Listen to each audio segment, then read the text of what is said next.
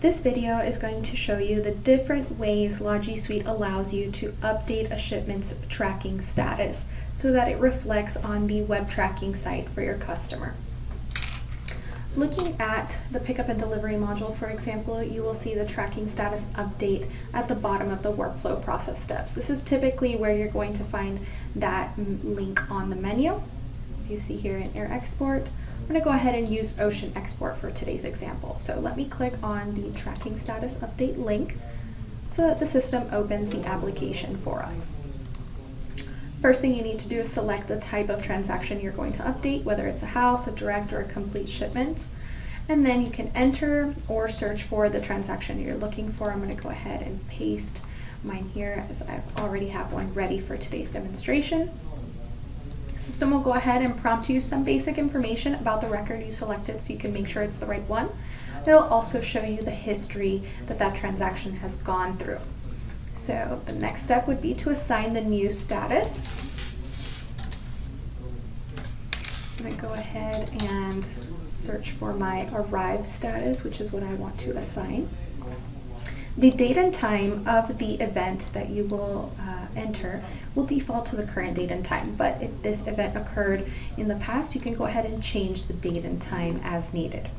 You can also specify the location in which that status occurred. So let's go ahead and just select Miami here as the example, and you can enter in sample comments about this particular event.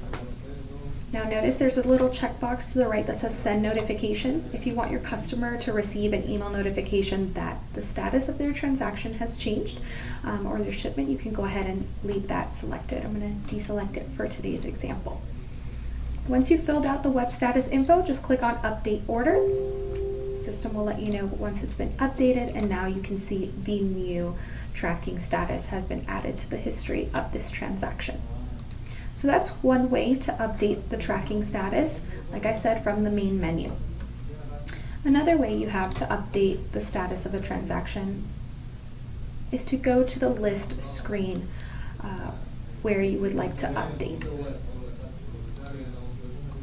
Let's grab this direct bill of lading, for example. The next step is to highlight the selected transaction and click on Tasks. Here you will see Update Tracking Status. This is going to go ahead and prompt you the exact same application we accessed from the main menu. So this is what you see here. Here's the status we just entered, and you can update the transaction in the same exact way you just saw.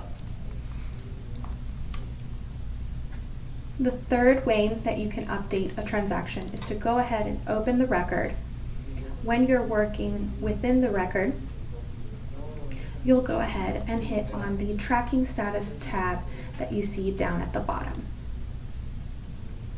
Okay, here, once again, you will see the history of this transaction, event, comment, date, time, location, and the user that went ahead and updated the tracking status for that record.